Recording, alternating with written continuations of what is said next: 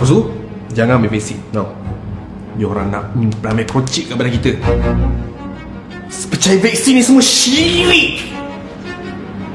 Bergantung kat Allah Ta'ala je, bukan vaksin. Habis tu kau tak nak ambil vaksin, nak ambil apa? Ambil habatus sauda. So kau nak bertuhan ke habatus sauda lah ni? Habatus sauda sunnah Nabi. Jangan letakkan diri dalam kecelakaan. Pergi bertanya pada orang yang arif dalam suatu bidang pun sunnah Nabi. Lepas tu, jangan percaya mufti. Mufti ni semua dah kena bayar dengan pokok ilmu dia. Hukum-hukum yang diorang keluarkan, fatwa yang diorang keluarkan, semua bayar dekat pokok diorang ni. Ada ke suruh kita jangan balik kampung raya dan dia takut sebar wabak semua? Mufti sendiri takut dengan makhluk Allah yang kecil nama virus tu. Kau tahu tak clusterized sekarang dah banyak? Sejak bila mufti keluar fatwa ikut sedap tekak yang nafsu korang? Nabi SAW cakap ulama' tu pewaris Nabi. Sekarang pewaris Nabi pun kau tak nak follow. Kau nak follow siapa? Korang yang kena jerat dengan ilmu hati ni, dia orang buat kau sampai taksub, sampai kafir kan. Bodoh kali ulama'. Ilmu adab ibadat korang pun cloud nak ini ulama'. Rasa pandai just lepas Google search je. Lepas tu pasal vaksin tu, apa kau ingat semua orang yang ambil vaksin tu syirik ke? Yakin pada makhluk ke? Tak yakin dengan kuasaan Allah? Aku nak tanya kau, kalau kau lapar kau cari makanan tak? Kenapa nak cari makanan? Kenapa tak yakin dengan Allah je? Tak minta direct doa pada Allah je? So nak kata kau bertuhankan makanan ke? Tak kan? Dalam dunia ni ada sunatullah. Kalau lapar makan, kalau haus minum, kalau cocok tangan luka. Tu kau kena faham aturan Allah yang basic tu dulu. Bukan jadi bodoh tawakal butuh tanpa ikhtiar dan usaha.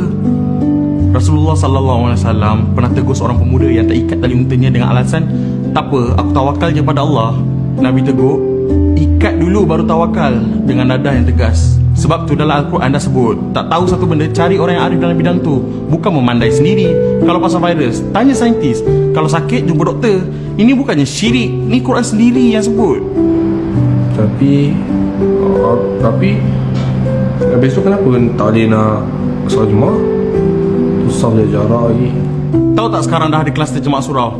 Ni aku nak bagi tahu ni. Kalau macam tu, buat apa Nabi berundur dari perang Uhud? Nabi kot, confirm menangnya. Nabi Nuh, buat apa lari naik kapal? Baginda berdakwah pada orang kot. Nabi Lut, buat apa lari dari bumi yang terbalik? Dia confirm kebalnya. Yang korang ni, Nabi pun bukan, alim ulama pun bukan. Tawakal kalah Nabi-Nabi. Nama pun bala, kenalah usaha sampai mungkin. Ni semua usaha, bila dah habis segala langkah, baru tawakal. Bukan cari penyakit. Tak perlu timbulkan rasa berdosa sebab tak dapat solat Jumaat. Sebab tu arahan pemerintah. Nabi sendiri bagi tahu dalam hari riwayat Abu Daud, Al-Baihaqi dan Ibnu Majah, tak perlu ke masjid kalau ada uzur. Uzur tu apa? Sahabat tanya. Nabi kata ketakutan, kebimbangan atau sakit. Orang awam dan pemerintah takutkan wabak ni tersebar. Nak kata norma baru ni rosak akidah adalah satu tuduhan yang berat. Sebab yang memutuskan SOP ni bukan sekadar mufti-mufti di Malaysia je, tapi dekat seluruh dunia.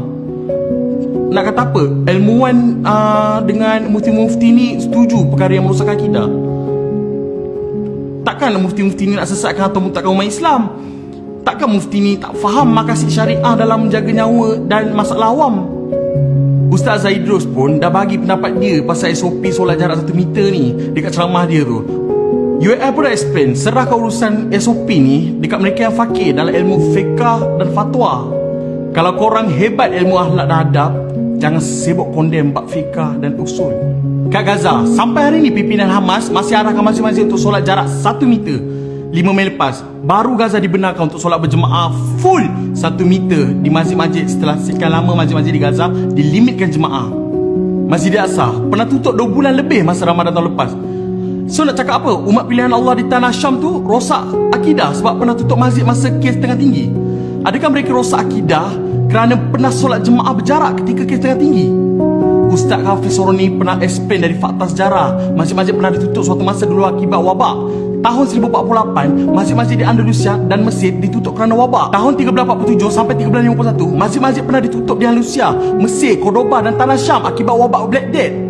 Tahun 1424, berlaku wabak di Mekah. Sehingga masa tu hanya satu imam dan satu makmum je boleh solat kat Masjidil Haram tu. Walaupun masjid-masjid diarahkan tutup pada masa dulu, Islam tak pernah padam. Islam semakin kuat ada lah.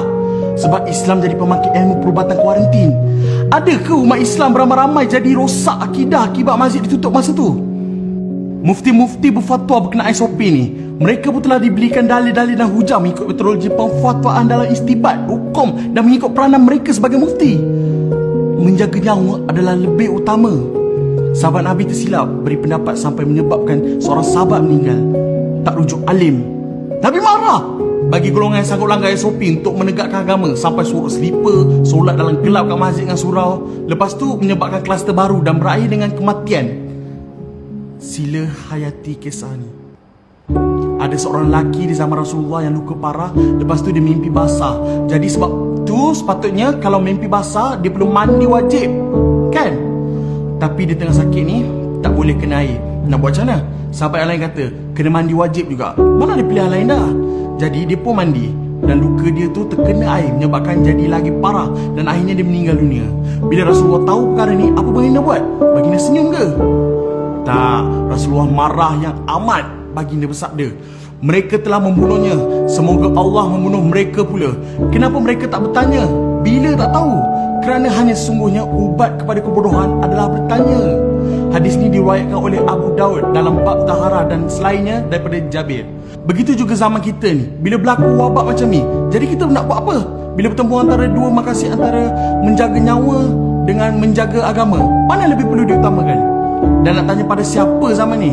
Jawabnya tidak lain dan tidak bukan adalah ulil amri. Tapi sebab kita rasa lebih tahu berbanding mufti, kita pun buat sendiri andaian nak pertahankan agama. Bila menyebabkan kematian sebab kejahilan kita, apa nak kata?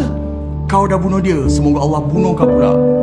Sepatutnya yang perlu dilakukan adalah tayamum sebagai ruksah keringanan. Sebab dia tak boleh kena air.